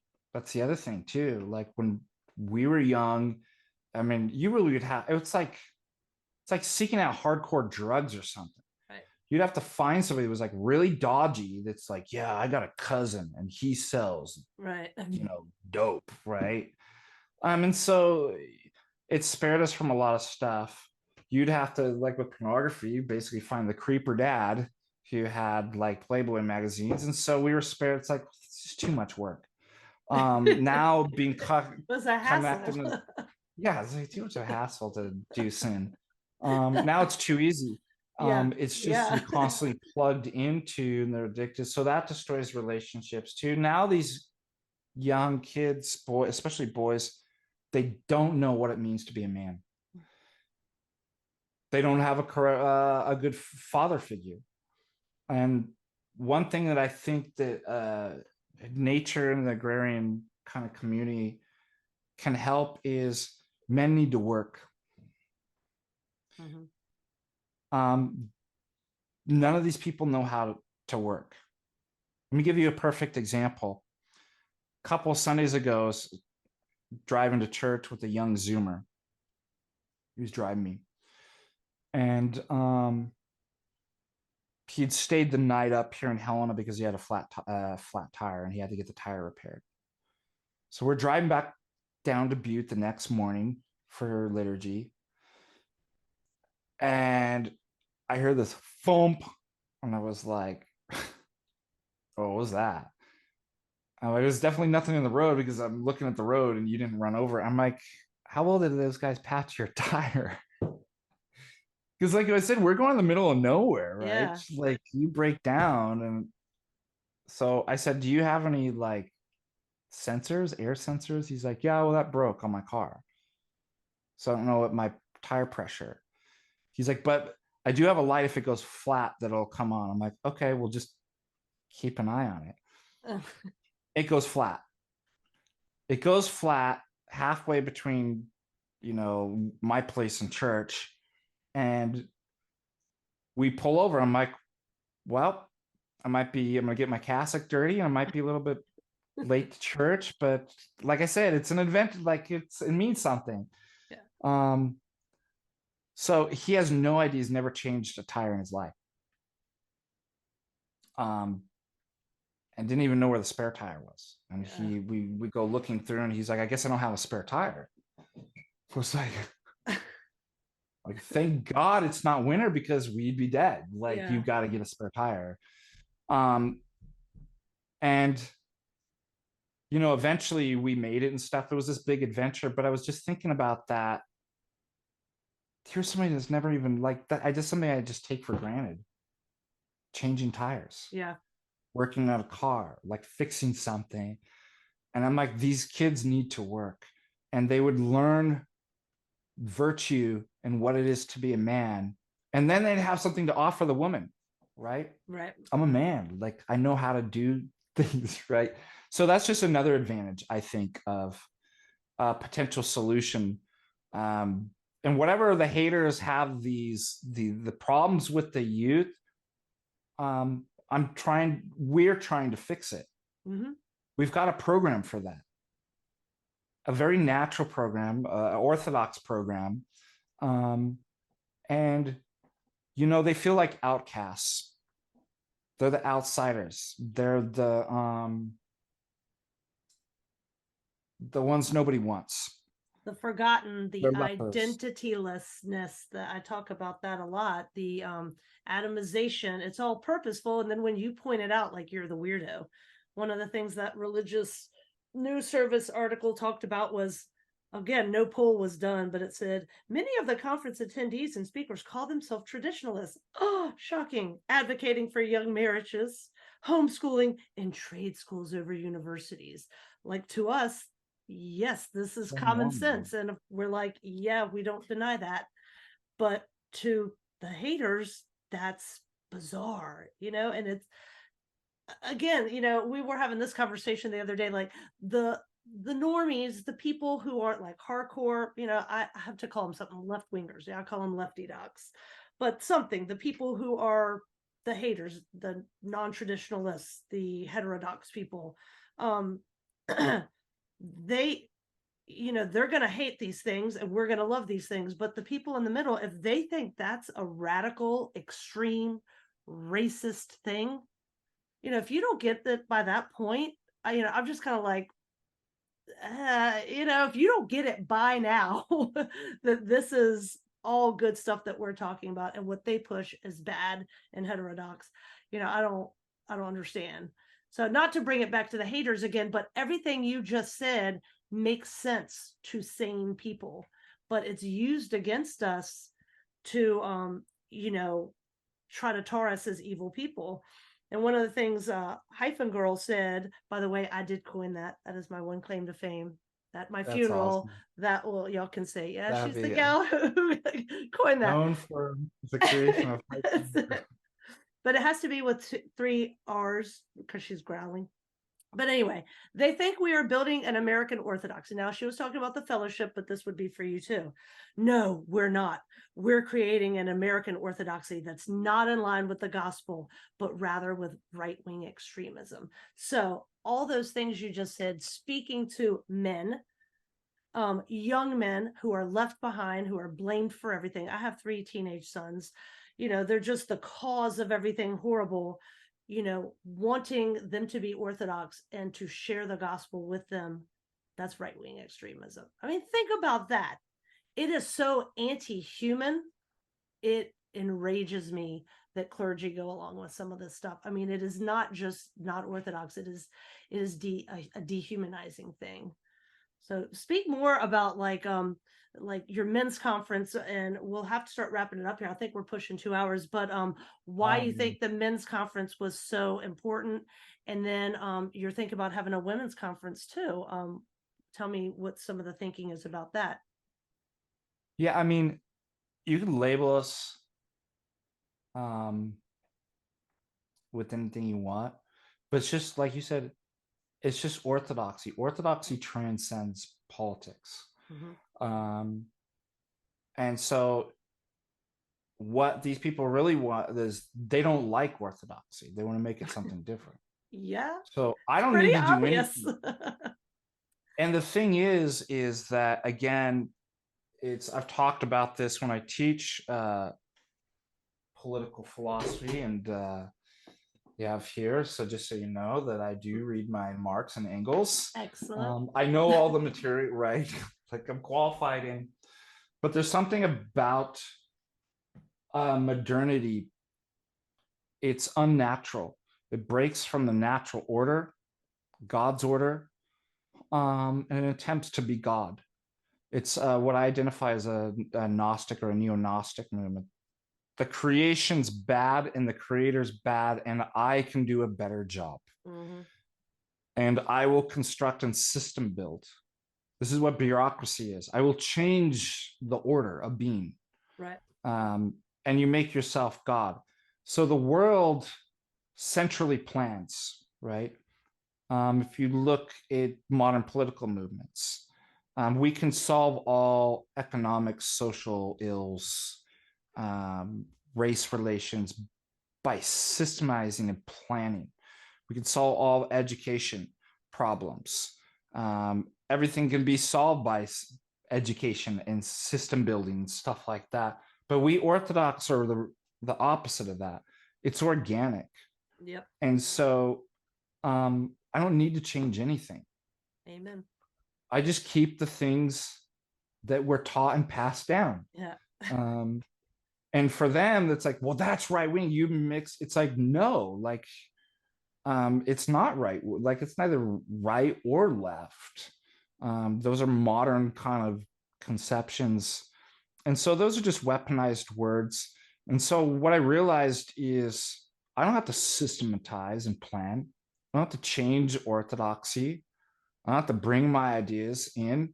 All I have to do is bring people together. Yep. In a Trinitarian incarnational way. All I have to do is assemble wise, virtuous clergy members to guide, to provide counsel.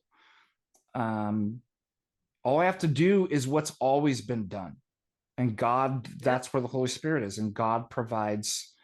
So, I know it's tempting as an academic.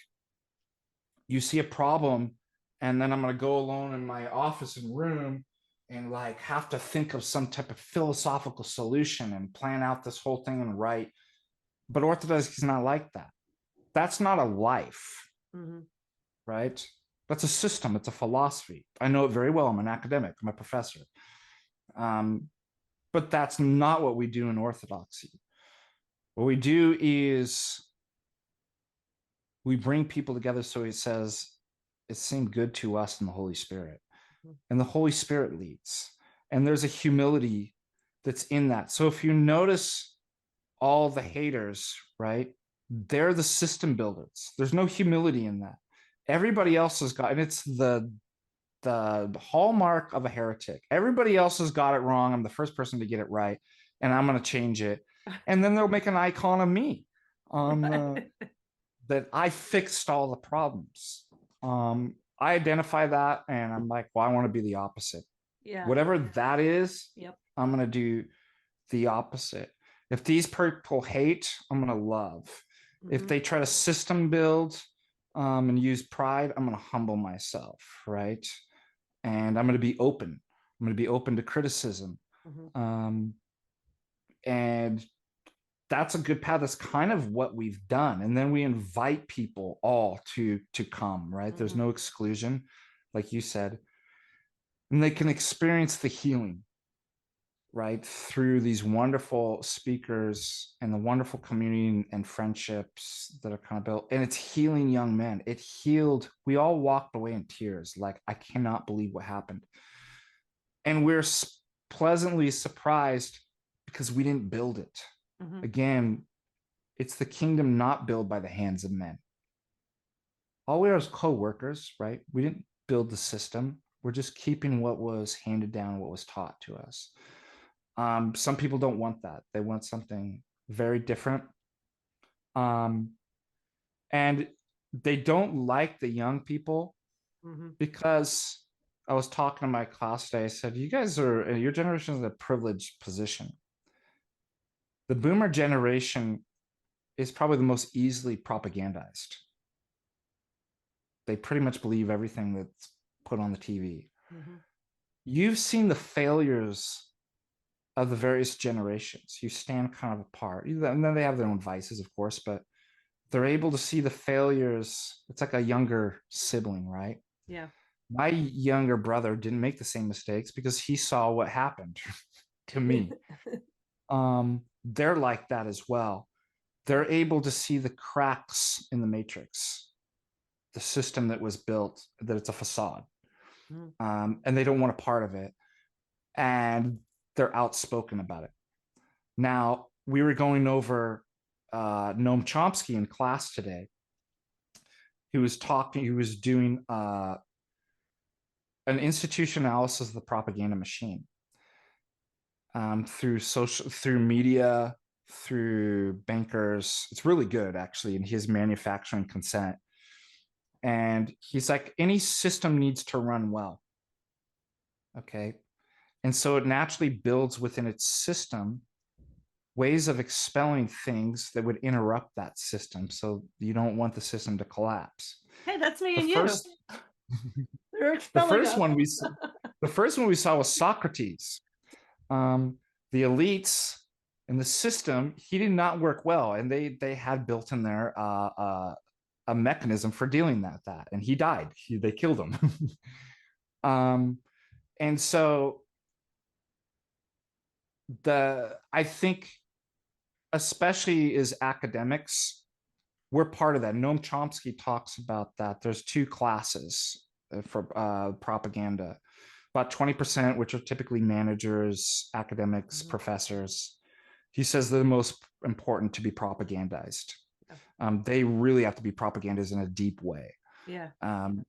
And the rest don't know, and unfortunately, the 80% receive the worst of it. But notice with the academic, the more that I participate in the system of propaganda and the facade, I'm elevated. I'll get tenure. If I do the journalism the way that I'm supposed to. And by the way, where am I educated? In the system, right? That propagandized me. I think the youth, the Z generation, sees that. They're like, this is a bunch of nonsense. Yeah. And they're willing to call it out. But if you're an institutionalist, if you're an academic, if you're a journalist, right, that has a very different and a secular mindset that's different than orthodoxy, these people are problems. And anthropologists, let's not forget them. Yeah, because that's what Sarah is. But they're problems. Do you see? They don't work well. They will collapse the system. Yeah. They'll expose the con. Yeah. For what it is, and we can't have that. And so they become enemies, and there's ways of dealing with them. And I think that's kind of what's really going on. Yeah, I talk about my kids a lot being skeptical and having a really good BS detector. And I think exactly what you said is on point. This younger generation, they don't believe anything, I mean, my kids, they're Orthodox, they do, but those are the people that can be reached with truth, because they are, oh man, just because I saw that, I don't believe it. I mean, that's actually a really good way to come at this crazy fake world we live in, but they need obviously the guidance of the church and good clergy and a strong parish and things like that. Because I mean, I think having a really good BS detector is an asset. And yeah, some generations don't have it. Some people just don't have it. I mean, my husband and I were talking about that the other day. We're like, we're not that special. We're not that smart. Like, how come we can see these subtexts so much easier than everybody else? And it doesn't necessarily have to do with intelligence. Yeah. It has to do with character traits and virtues that you've been blessed with It could have, I mean, it's multifaceted. There could And be many, mistakes made. yeah, Yeah, I think maybe my money reasons. Yeah. yeah, my history as a feminist who minored in women's studies and went to UW Madison and being a hippie and all that kind of stuff, like I lived in it. So now when I see people trying to sell that to me, I can kind of like Yeah. speak that language. I know the con. Yeah. It's a total con. Yeah. If you've been in the cult, you know the con of the Yeah, cult. right. Excuse me. Like a Yeah. whistleblower. Well, let's pivot real quick to I'm really glad you had a men's conference because we've already talked about how men are often forgotten, young men, especially traditionalists, if they're not going along and being a soy boy or whatever. But a women's conference. So that triggers me. The first thing when I hear a women's conference, I think it's gonna be horrible. Not because of you, because I just think of like, just in general, coming from like the Protestant world, even when I was It's going to be a Protestant. unique challenge. I'm going to have to Yeah, think you're about. gonna have to work really hard not to make it not lame, but you know, we live in such a feminized society. I know you're gonna do a great job, but just it's like this inertia of just everything feminist. I'm not saying you're going to do that, but I want to come out there and see it so you can blow my mind and you can be like, this is the best Now, I women's actually did a conference women's ever. event You did? at the conference Okay. for the first time. I set aside a particular time where all the women separated from the men and they Okay. went out to dinner and fellowship together. I'm like, Nice. let your guards down. I'm like, nobody's going to be there. Um, and maybe it's just something like that where it's just organically. Yeah. I just set it up and, it just plays out. Yes. Do that, because the women's conferences that are secular or Protestant or whatever, they're not organic, and they have very much a narrative they want to push. So yeah, just let these traditionalists, Orthodox women, or inquirers, or whoever happens to be there, just hang out and talk. Organic Bringing in is good speakers. yeah, That's the main part. yeah. I'd like to reach out to Abbess Emiliani, who's in Maryland, Union Bridge, Maryland, at St. Nina's Monastery. And, you know, especially, maybe even some matushkas, clergy, priest wives that I almost like. I have so many in mind that I could. So the hard part is kind of narrowing it down. Yeah, Um, I really just kind of like what I would do is probably get a theme. yeah. A lot of that comes from feedback and just kind of taking polls and stuff like that. What are some of the things that you're concerned with in life? What are your Mhm. interests, right? Once I get, and that's me again, instead of system building, what am I doing? Mhm. I'm listening. Yeah. I'm a therapist, right? As Mhm. clergy. What do you want? What do you need? What are some of your struggles, right? Mhm. And then all I have to do is look to orthodoxy. There's the solutions. I don't have to create anything. I don't have to be a novel academic or anything like that. I just have to look at what's always been done. All right. And so if I did a women's retreat, it would probably be something like that. Well, awesome. And is that supposed to be for next summer? And you'll do I have no Montanica idea. and then okay. Just I got getting to run the it by idea. Bishop, His Grace Bishop Maxim too. Okay. Um, yeah, I don't know if I could do two in the summer. Yeah. But then again, it's so hard because I The don't think most people calendars. can like come out here Yeah. in winter. Yeah.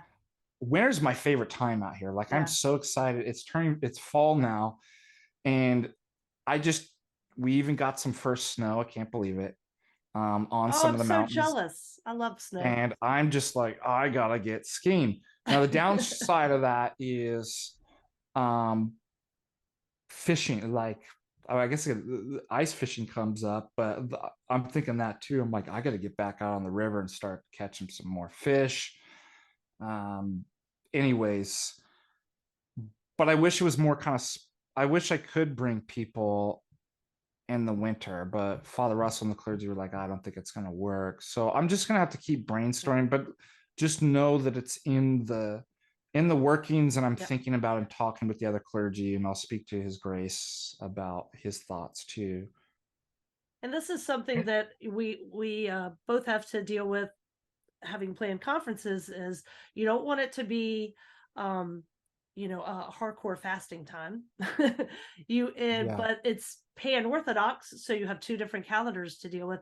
So there's only a handful of times to actually do it throughout the year, which is why Yep.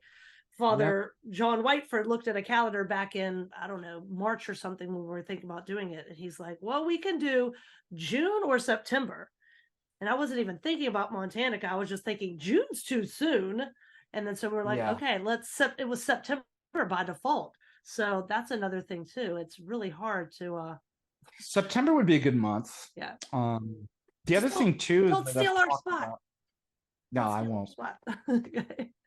The other thing too that I've thought about doing too is expanding and if I can make it financially worth my while, because I have to stop doing work, right? And I'm Mhm. not getting paid. But if I could financially, I wouldn't mind actually going to other cities and parishes and putting on a conference Yeah. sponsored by Patristic Faith. We've talked about that. And that might be a possible. We'd always have Orthodox in Montanica, but what if it developed and grew? Mhm. And it's like, I'll come to your parish and I'll put this together for you. Yeah. And it is a lot of work. And so, like, you have to pay somebody to do that. I mean, event planners having planned an event, I know why they get paid a lot of money. Yeah, exactly. Um, Anyways, that's just lots of great plans. That's And awesome. but first things first, yeah, it'll be the Orthodox Montanica. Excellent. We're already planning it right now. I was talking with His Grace, Bishop Maxim, about potential speakers. I can't announce it until I actually get Mhm. them. Oh yeah. Because I don't want to, get people's hopes up and then be like, oh, it didn't work out. Yeah. And the other, talking with the other clergy as well. But I do know the theme. What is it? The theme has been chosen: marriage and family. Oh, excellent. Yeah, yeah. I think I was poking around the website and saw it. Well, that is wonderful. And then that would be a good, obviously, spin-off if you did the women's conference after that. That's awesome. Well, you know what? I'm glad the same haters that hate me hate you because Oh, because yeah. that means I must be doing something right. And these people want to be gatekeepers, but this horse ain't going back in the gate. If that is the saying, the train ain't going back in the station, right? Yeah. Montanica is going down the road. So are we. The momentum is going. There's no stopping it. And that makes some people mad, and that's their problem. But it As makes I always us say, your happy. hate makes me stronger. So it's true, but I am just happy that it has been such a success, and I do hope to get out there sometime. I've never Yeah. been to Montana at all. Oh, I went to school in Wisconsin and traveled around the Midwest a little bit, been to the Northwest a little bit, but that whole part of the U.S. I've never been there, and I would love to just see it. Yeah, it's huge and beautiful and wild. It's excellent. I Well, like thank you wild. so much, Rebecca, for having me. And Yes, God bless the work of your hands and your family and your community and your priests and everything that's happening down there. And, God bless our enemies and haters. And God is good. He's a good God who loves mankind. And we have hope. And thank God we have God on our side and yes, good people, good yes. Christian. Yeah. Absolutely. This is the good work to be doing. So thank you, Father Deacon. God bless you all out there in Montana. And I hope to meet you IRL sometime. That would be wonderful. Awesome. You have a good night. Okay. God bless. Thank you. Bye bye.